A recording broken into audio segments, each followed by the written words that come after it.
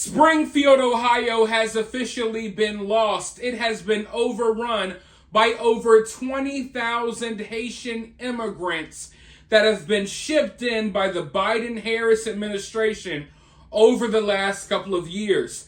The situation is so bad that even some of the idiotic politicians that wanted this and allowed this to happen are in panic mode right now. They're admitting that this has gone horribly wrong. You have to understand that Springfield, Ohio, prior to this happening, had a population of about 58,000 people. Now, all of a sudden, you got this influx. You got 20,000 people who were shipped here straight from a foreign, war-torn country filled with literal cannibal gangs. And the dominant religion from where these people come from is freaking voodoo. So you got literal cannibals and voodoo queens taking over this town in Ohio. What could go wrong? Well, everything is going wrong. You got kids getting killed. You got Haitians just crashing cars all over the place. It's freaking wild. It's so wild that, like I said, even the politicians that wanted this to happen, even in their richer neighborhoods, they're being affected as well. Their kids are being affected. Because, like I said, this is a city or a town with 58,000 people, and now all of a sudden you got 20,000 people, most of which don't speak the language. They don't know the culture. They come from a totally different place. And you're dropping them off right here in the middle of this town. And while the homeless people of Ohio, they get no help, our government is putting up these immigrants in houses in random neighborhoods. So you might have a house for rent on your street. The government is renting it out and literally packing people in like 10 to 15 people per bedroom.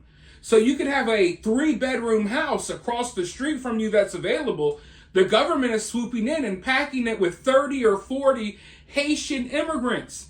And you have to deal with that living across the street. And as I was saying earlier, these people aren't accustomed to American culture. They've been shipped straight to Ohio from the Civil War in Haiti. So they're living across the street from these native Ohioans, or whatever you would call them, living like it's the Civil War in Haiti still. There's so much crazy stuff going on, so many wild stories coming from the locals there. I've already let you listen to one person. I'll let you listen to more in the future. But right now, I want you all to listen to this news clip, and then I'll be right back to tell you what I think is the scariest part about this situation. Mayor of Springfield, Ohio, and Brian Heck is the city manager, and they both join me now. Good morning to you both. Mayor Rue, tell us what's going on in Springfield. Well, what we've seen is just such a quick increase of our population over the last 5 years. You know, like you said, up to 15 to 20,000 immigrants have come across and into our community. This has overwhelmed our safety services and caused great concern for our community. Brian, you're the city manager. Tell us more and how this influx is impacting the city. Yeah, certainly. Thank you for having us on this morning. You know, when we see a 25% increase over a 3-year period, we're a community, we do not have the capacity to sustain that. And it's taxing our infrastructure. It's taxing public safety. It's taxing our schools. It's taxing healthcare. And as J.D. Vance spoke on, it's taxing our housing. We had a housing shortage well before this immigration crisis that's impacted our community, and this has just made it 100 times worse. And so it's setting communities like Springfield up to fail, and we do not have the capacity to sustain it. And without additional federal assistance or support, again, communities like Springfield will fail. So as I was saying, all hell is breaking loose.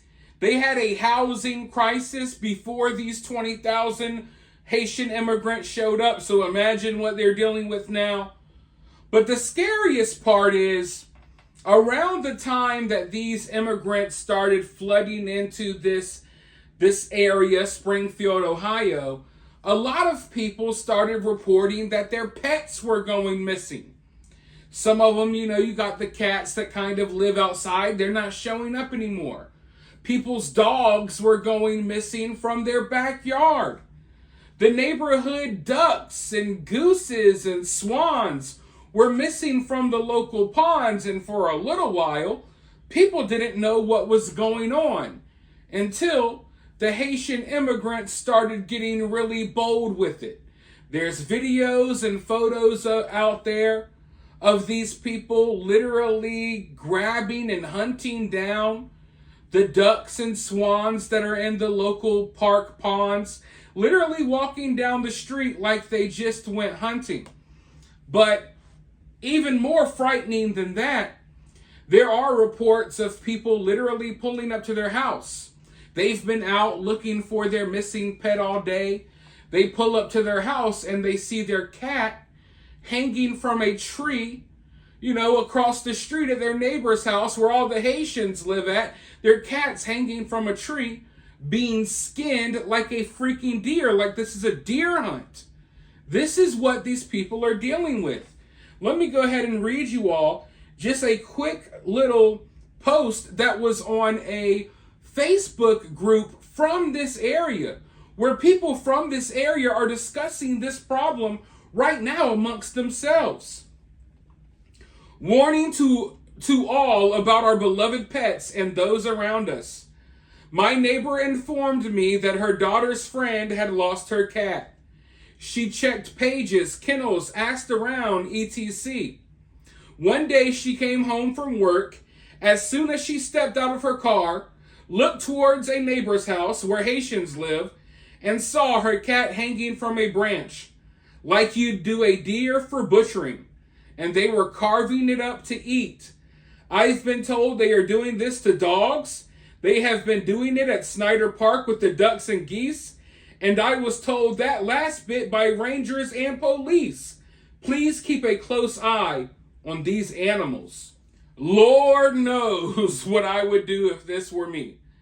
If I pull up to my house and the immigrants that live across the street are skinning my dog, carving it up to eat, I was talking about hell breaking loose. Oh, you haven't seen hell yet. Hell would really break loose then, but I can't go into detail about what I might do.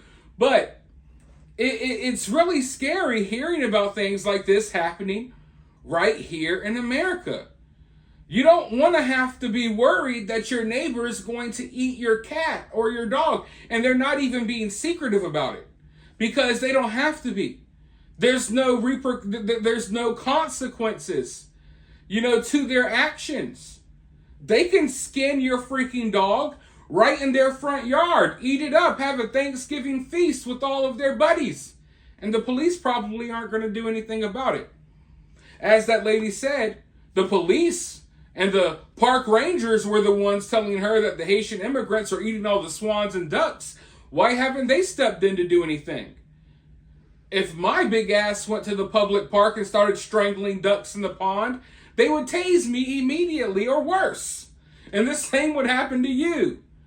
But, as I was explaining in prior videos, they're shipping these people in from these countries, and they don't, our cultures don't really mesh. We don't have much in common with voodoo cannibals who sacrifice animals to put hexes on their enemies. I mean, maybe some of you all are doing that behind closed doors. Hopefully you don't have a voodoo doll of me. Hopefully I'm not pissing off the Haitian voodoo queens. But I probably am, and it is what it is. Take that back to where you came from. Don't be in Springfield, Ohio, sacrificing goats to whatever god you believe in. But seriously, though, this is something straight out of my nightmares. It's something so outrageous that you just don't want it to be true. You want this to be an over-exaggeration. You want this to be a story that's been blown out of proportion, but that's not the case. I've been listening to people from this area, and they've been speaking out. and the local politicians, some of which who caused this to happen.